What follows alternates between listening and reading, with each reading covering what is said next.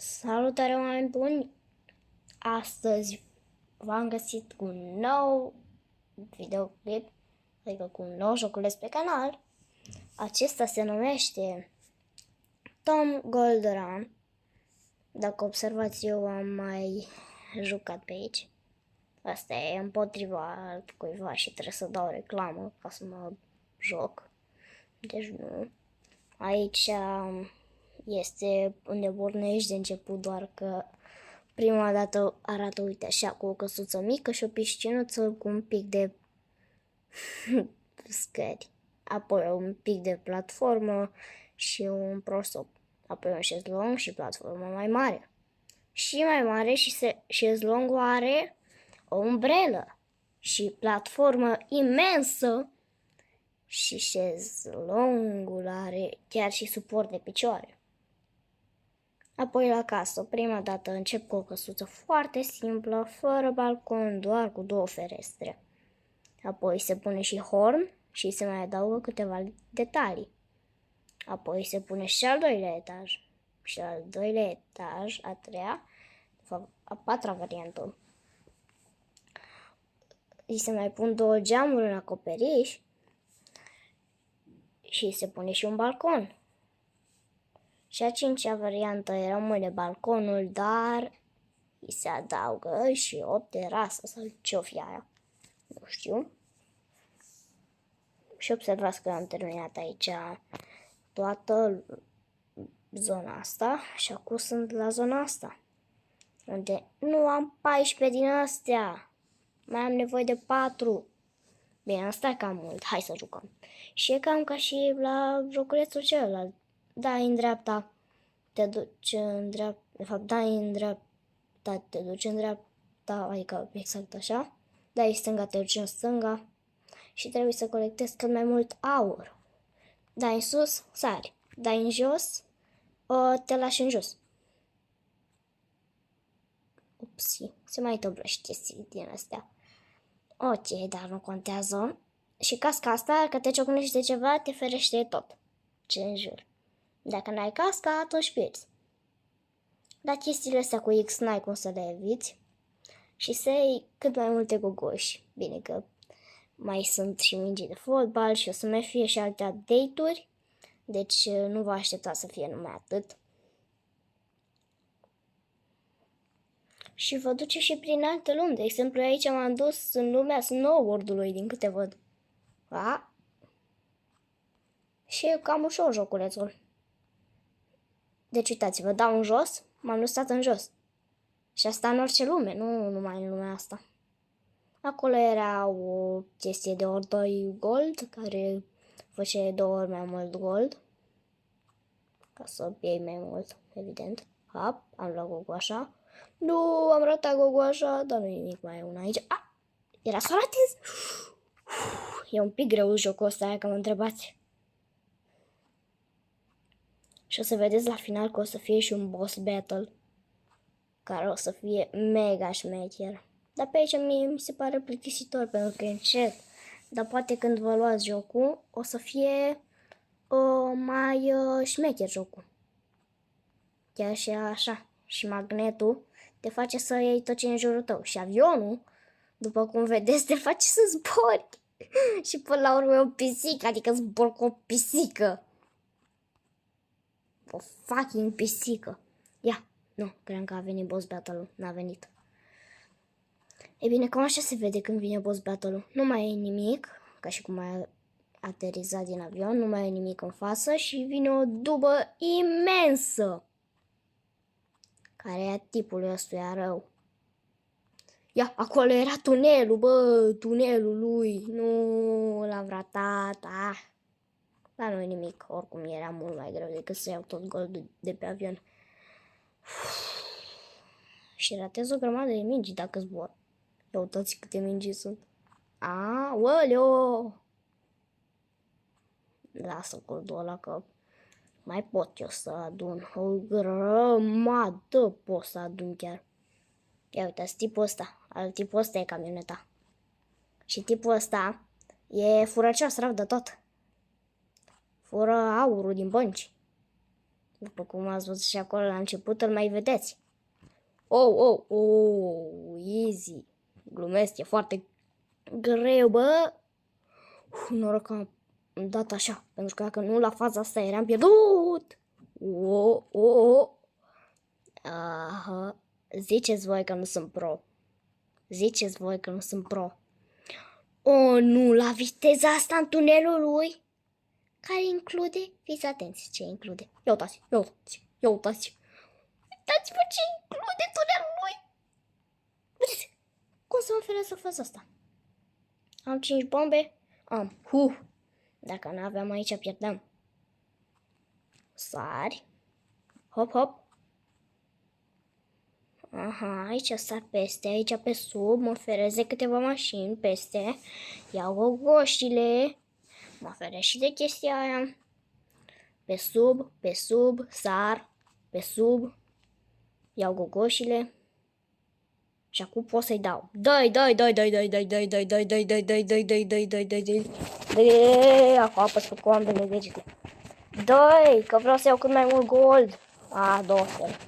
Se pare că am trecut. Cred că e a doua sau a treia oară când ajung aici. Bum. Eu am vrut să fac asta. Bă, mi-a dat un achievement. Bă, nu știam că există achievement-uri în jocul ăsta. Și chiar acum pe video mi l-a dat gen, what? Oh, observați în 5 minute cât de repede a început jocul. Să mă miște. Ușor. Vai. Și câte mașini îmi dă drept în față. Gol.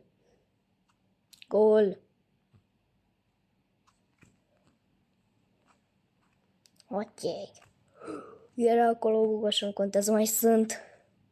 Bă, de ce n-a venit încă boss battle-ul? Am doar o bombă. Asta e.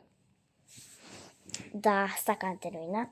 Și bum, fiți atenți, 46 de gogoși. Bă, cât gold. Bine, stați un pic să iau asta că o puneau și acum deschid cu voi.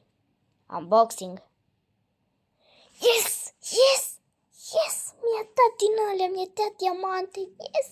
Bine! Bă, mi-a dat diamante ca să pot să mă duc la următoarea. Îi dau o până nu mă costă nimic, dar dacă vreau să îl deschid acum, trebuie să dau 72 de bombe, dar nu. N-am. Sau să aștept 6 ore. Ok, mai sunt 7 zile și se termină oferta cu gogoși. Dar nu contează asta, contează să repar totul. Și uitați, altceva. Bă, cum ar trebui să repar eu astea? Cum ar trebui să repar eu toate astea? Așa, evident. Bum. Și uitați, din rulota aia să vedeți ce se va face. Bine, ar trebui să curăț și rulota aia. Ia uitați, acolo în față. E, așa parcă o las. Așa o las, dar pun aici. Nu, mai dau upgrade și rulotei ca să aibă și o firmă. Să fie de înghețată. Cu terasă sus. Îi mai dau și upgrade să aibă un hamac acolo. Și o să-l dea conflabilă. Îi dau să aibă și cu hamburgeri. Ia, așa mai vii de acasă. Altă viață, tata, altă viață. Fiți atenți cum arată acum și cum arăta înainte, mamă. Ia, mai am bani? Păi cum să nu mai ai gold? Nu mai am, din păcate, pentru asta. Nu. Ok, da, am din astea ca să repar și aici, să fac muzică. Ia cum arată la final. Mă, zici că se face o scenă acolo. La final zici că se face o scenă, mă. Nu, man. Ok. Acum să mergem într-o misiune, trebuie să strâng cel puțin 400 de gold. Ceea ce va fi mega, mega, mega ușor. Eu am mai jucat jocul ăsta, deci știu cum se joacă. Ia uitați, aici e tren pe care mă pot urca. Eu singur, fără să sar pe o mașină și după aia așa și așa. Sau să mă urce pe o chestie care nu merge. Dar observați că aici a început să vină bile de la mall, cum erau în zona asta. Mă, da, vreau să merg mai repede. Pentru că uitați-vă cât de încet merg. Chiar dacă m-am atins un pic de chestia aia, nu contează. Contează să nu mă mai ating iară. Și să iau tot goldul. Am deja 100 și...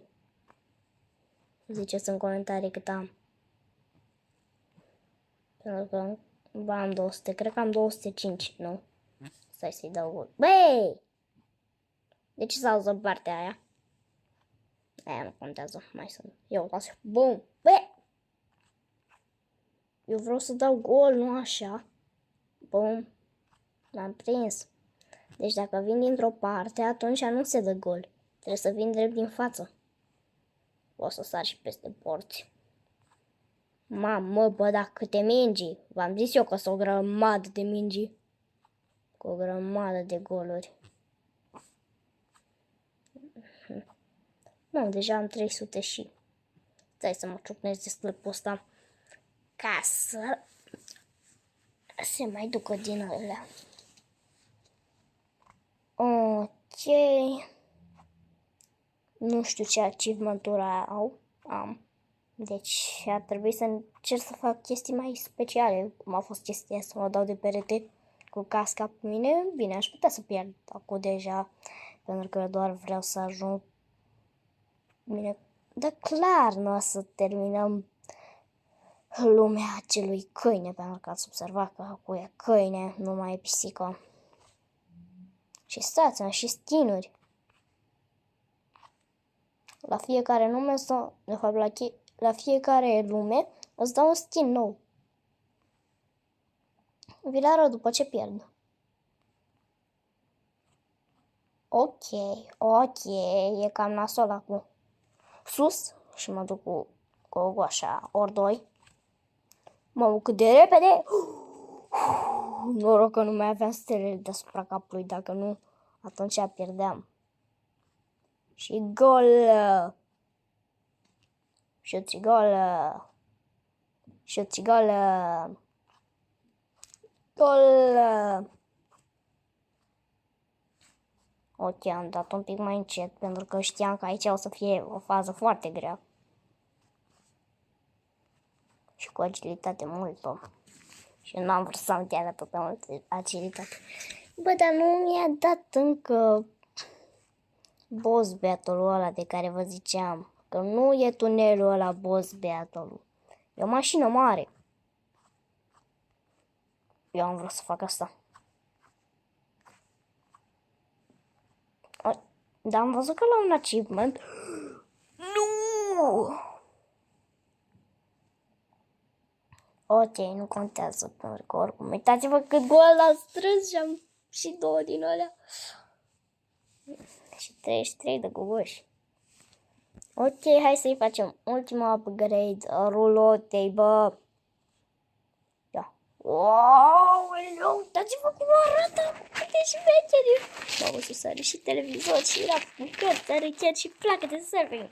Dar nu știu unde să faci surf. În deșert.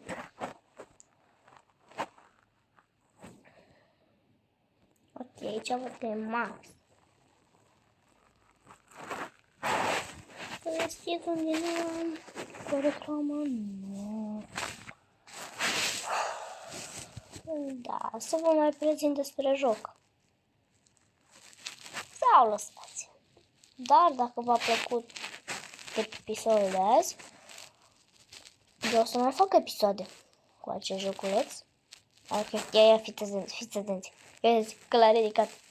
Dar am promis că vă arăt skin-urile. Deci ăsta l-aveam eu. Ăsta e pentru a doua lume. Și ăsta e pentru a treia lume. Dacă v-a plăcut episodul de azi, nu uitați să apăsați butonul de like. Pa!